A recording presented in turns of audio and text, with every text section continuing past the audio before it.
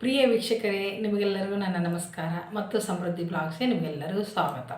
ಇವತ್ತಿನ ಮನೆ ಮದ್ದು ಏನಂದರೆ ಕೂದಲು ಉದುರೋದು, ಆಮೇಲೆ ಕೂದಲು ಉದ್ದವಾಗಿ ಬೆಳೆಯೋಗೋಸ್ಕರ ಒಂದು ಹರ್ಬಲ್ ಆಯಿಲನ್ನು ತಯಾರು ಮಾಡೋದು ಹೇಳ್ತೀನಿ. ಇದನ್ನು ನೀವು ಒಂದು ಸರಿ ತಯಾರು ಮಾಡಿ ಇಟ್ಕೊಂಡ್ರೆ ಒಂದು 500 ಗ್ರಾಮ್ನಷ್ಟು ಮಿನಿಮಮ್ ಒಂದು ಅರ್ಧ kg ಅಷ್ಟು ಮಾಡಿಟ್ಕೊಂಬಿಡಿ.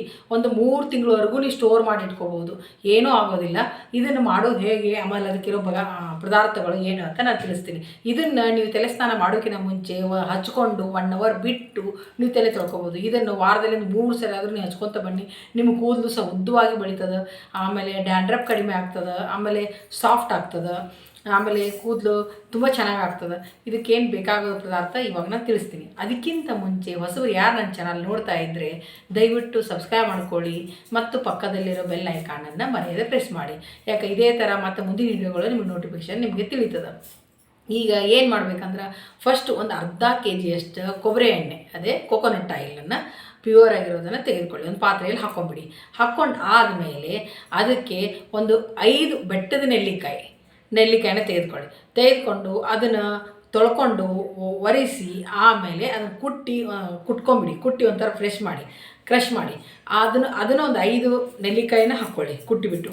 ಆಮೇಲೆ ಒಂದು ಇಷ್ಟು ಒಂದು ದೊಡ್ಡದಿದ್ದರೆ ಒಂದು ಉಳ್ಳಾಗಡ್ಡಿ, ಚಿಕ್ಕ ಇದ್ದರೆ ಒಂದು 4-5, ದೊಡ್ಡದು ಒಂದಿದ್ರೆ ಒಂದು ಉಳ್ಳಾಗಡ್ಡಿ ಇಷ್ಟು ದೊಡ್ಡದಿದ್ರೆ ಸಾಕು. ಅದನ್ನು ಸಿಪ್ಪೆ ತೆಗೆದು ಅದನ್ನು ಚೆನ್ನಾಗಿ ಒಂದು ಸ್ವಲ್ಪ ಕಟ್ ಮಾಡಬೇಡಿ, ಕುಟ್ಟಿಬಿಟ್ಟು ಜಜ್ಜಿಬಿಟ್ಟು ಅದನ್ನೊಂದು ಅದರಲ್ಲಿ ಎಣ್ಣೆಯಲ್ಲಿ ಹಾಕ್ಕೊಳ್ಳಿ.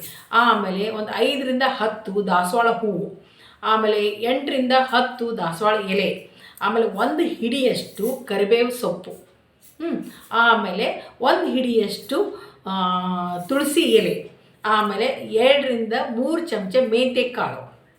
ಇಷ್ಟನ್ನು ಎಲ್ಲವನ್ನು ಆ ಆಯಿಲಿಗೆ ಹಾಕಿ ಒಂದು 15 ನಿಮಿಷ ಚೆನ್ನಾಗಿ ಕುದಿಸಿ, ಅದೆಲ್ಲನೂ ರಸ ಬಿಡುವವರೆಗೂ ಚೆನ್ನಾಗಿ ಕುದಿಸ್ಕೊಳ್ಳಿ. ಕುದಿಸಿದ ಆದಮೇಲೆ ಒಂದು ಬಾಟ್ಲಿಯಲ್ಲಿ ಫುಲ್ ನೀವು ಅದನ್ನು ಸೋಸಿ ಇಟ್ಕೊಂಡ್ಬಿಟ್ರೆ ನೀವು ಒಂದು 3 ತಿಂಗಳಾದರೂ ಅದು ಸ್ಟೋರ್ ಮಾಡಿ ಇಟ್ಕೋಬೋದು. ನೀವು ಯಾವಾಗ ತಲೆ ತೊಳ್ಕೊತಿರಲ್ಲ ಈ ಹರ್ಬಲ್ ಆಯಿಲನ್ನು ನೀವು ಹಚ್ಕೊಂಡ್ಬಿಟ್ಟು ತಲೆ ತೊಳ್ಕೊಳ್ಳೋದ್ರಿಂದ ನಿಮ್ಗೆ ಕೂದಲು ಉದ್ದವಾಗಿ ಬರ್ತದೆ, ಶೈನಿಂಗ್ ಆಗ್ತದೆ, ಡ್ಯಾಂಡ್ರಫ್ ಸಹ ಖಂಡಿತ ಕಡಿಮೆ ಆಗ್ತದೆ. ಇದನ್ನು ಮಾಡಿ ನೋಡಿ, ಖಂಡಿತ ನೀವು ತುಂಬ ಇದು ಹರ್ಬಲ್ ಈ ಅಂಗಡಿಯಲ್ಲಿ ನೀವು ತೊಗೊಂಡು ಬರ್ತಿರಲ್ಲ ಹರ್ಬಲ್ ಆಯಿಲ್, ಓನ್ಲಿ ಒಂದು 100 mlಗೆ ಎಷ್ಟೋ ದುಡ್ಡು ಕೊಡಬೇಕಾಗ್ತದೆ. ಇದನ್ನು ನೀವು ಮನೆಯಲ್ಲೇ ತಯಾರು ಮಾಡ್ಬೋದು. ಇದೇ ಥರ ಉಪಯುಕ್ತ ಮಾಹಿತಿಯನ್ನು ಮತ್ತೆ ಮುಂದಿನ ವಿಡಿಯೋದಲ್ಲಿ ನಾನು ತಿಳಿಸ್ತೀನಿ. ಆಮೇಲೆ ಈ ವಿಡಿಯೋ ನಿಮ್ಗೆ ಇಷ್ಟವಾದರೆ ಮರೆಯದೆ ಲೈಕ್ ಮಾಡಿ ಮತ್ತು ಶೇರ್ ಮಾಡಿ. ಯಾಕಂದ್ರೆ ನೀವು ಲೈಕ್ ಮಾಡೋದ್ರಿಂದ ನನಗೆ ಪ್ರೋತ್ಸಾಹ ಸಿಗ್ತದೆ. ಇಂಥ ಉಪಯುಕ್ತ ಮಾಹಿತಿಗಳನ್ನು ಮತ್ತೆ ಮುಂದೆ ನಿಮ್ಗೆ ತಿಳಿಸ್ತೀನಿ. ಆಮೇಲೆ ಈ ವಿಡಿಯೋದೊಂದಿಗೆ ಮುಕ್ತಾಯ ಮಾಡ್ತಾ ನಿಮಗೆಲ್ಲರಿಗೂ ನನ್ನ ಧನ್ಯವಾದಗಳು.